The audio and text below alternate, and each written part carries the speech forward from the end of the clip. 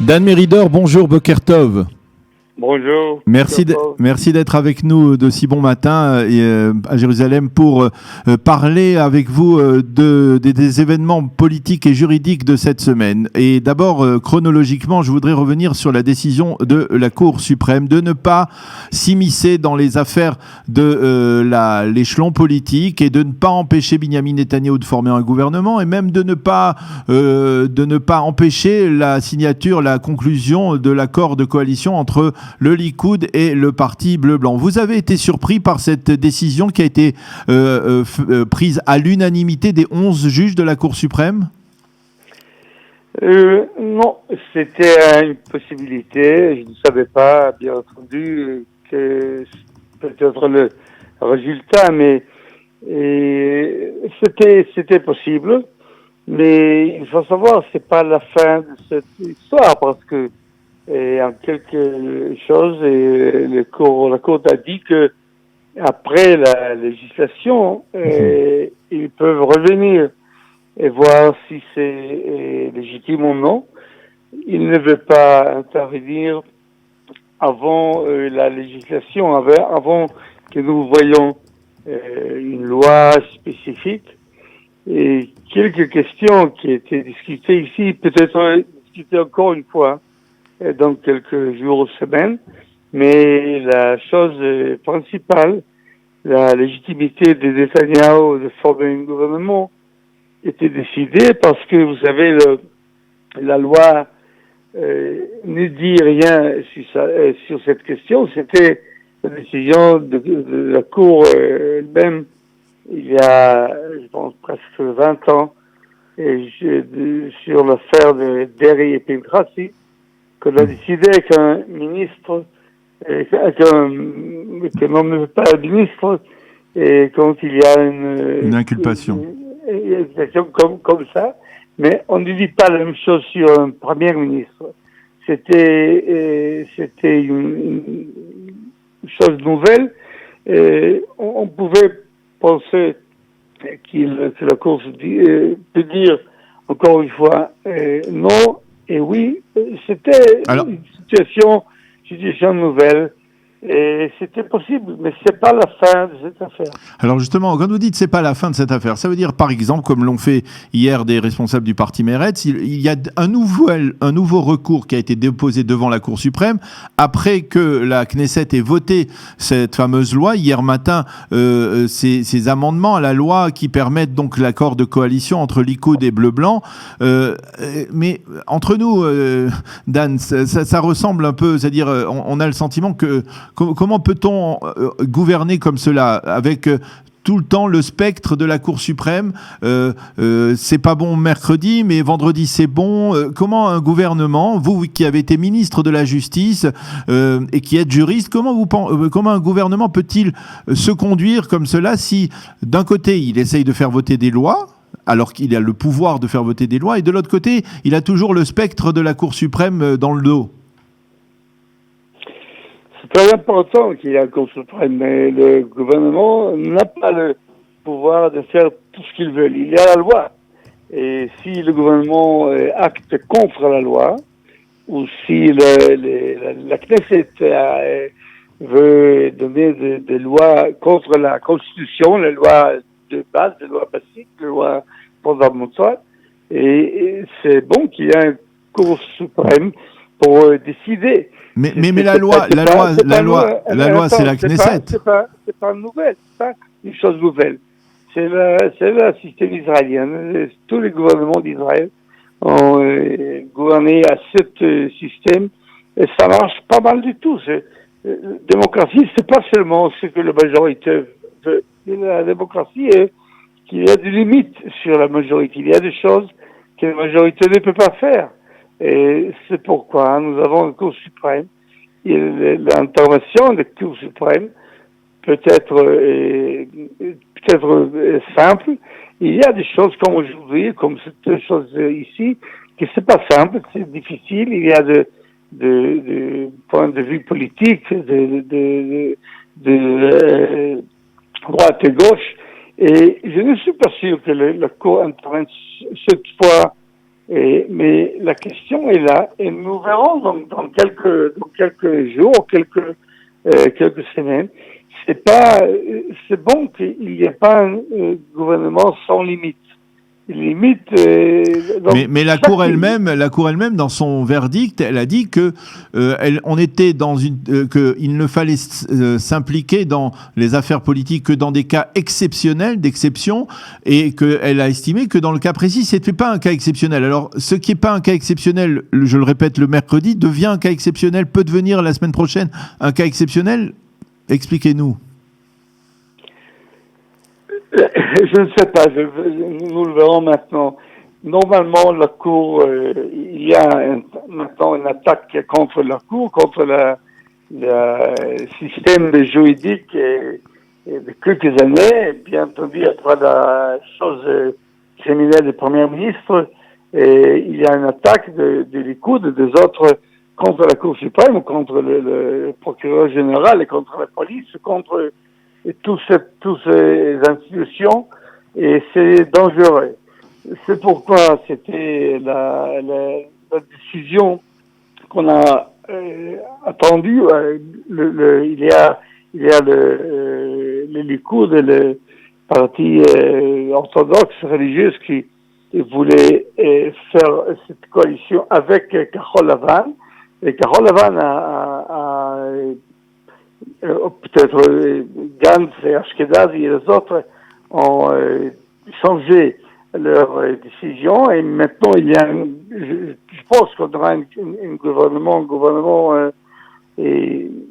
nouvel maintenant, et nous verrons. C'est peut-être que cette situation continue comme ça. Pour moi, la chose qui est intéressante n'est pas la décision de la Cour suprême maintenant, mais le commencement du processus criminel de Netanyahu en mai 24, je pense. Oui. Est-ce que nous verrons cet événement ou non? Et il faut attendre une semaine et on verra. Alors, effectivement, avant le début du procès de Binyamin Netanyahou, qui doit intervenir, comme vous le disiez, le 24 mai, il y a la formation du gouvernement aussi, entre la Cour suprême et on va dire le tribunal de Netanyahou. Il y a la formation du gouvernement. C'est un gouvernement d'urgence nationale. Quels sont, vous qui avez été à la fois ministre de la Justice et aussi ministre des Finances dans les gouvernements d'Israël, quel va être le défi, à votre avis, important de ce gouvernement? Oui, il y a quelque chose. La première chose, bien entendu, c'est la crise économique dont nous sommes maintenant, après le corona, le virus corona, qui a changé le monde tout entier. En Israël et d'autres pays de Moyen-Orient, c'est moins grave. Israël, l'Égypte, la Jordanie et tous les autres ont de résultats meilleurs qu'en Europe, bien entendu. Mais le résultat du point de vue médical, la situation économique est très dure. Et il faut maintenant trouver de politique pour changer ça, pour rentrer à l'économie normale. Ça sera difficile, et c'est la première chose.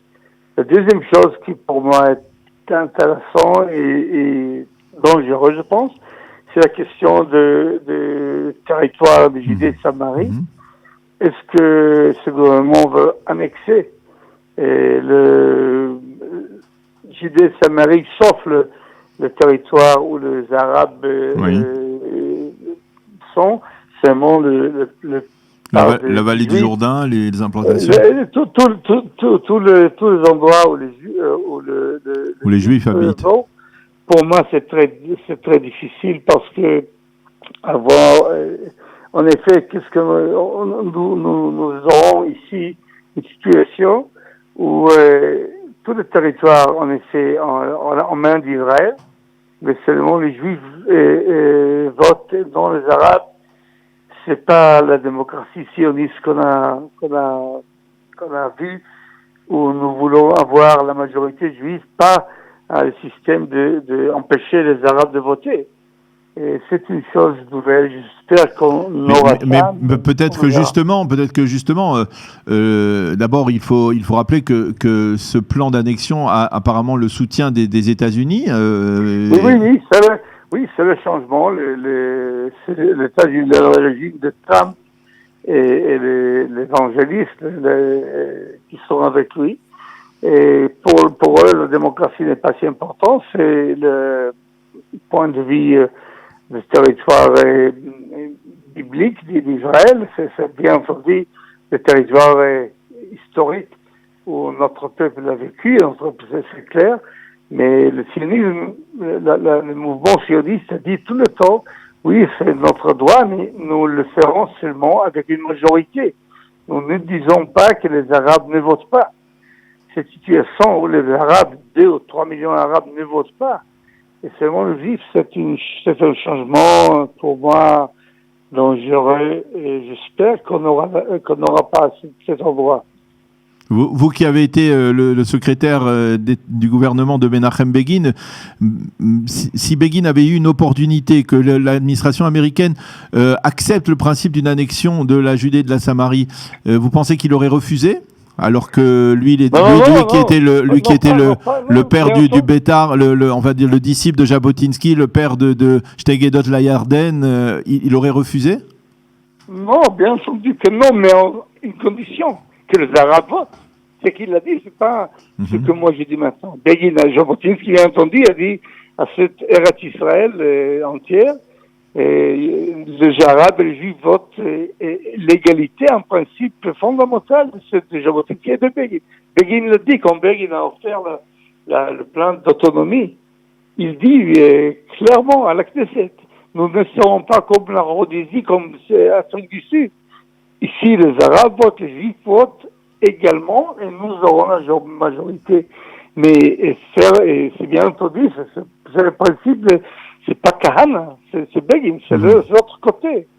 Et bien entendu, si on peut avoir la majorité, et si les nombres jouent avec nous, c'est-à-dire que nous avons une majorité importante de Juifs, bien entendu, mais non avec le tournée Israël de sionisme juste, d'égalité et des majorités juives, à une sionisme où les Arabes ne votent plus.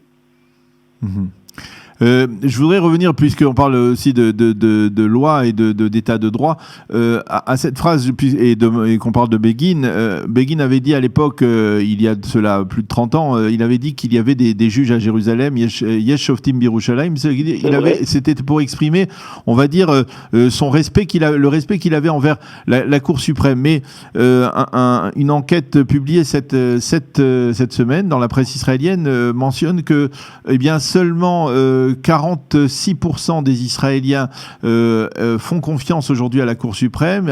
Plus de 40% ne font pas confiance à la Cour suprême.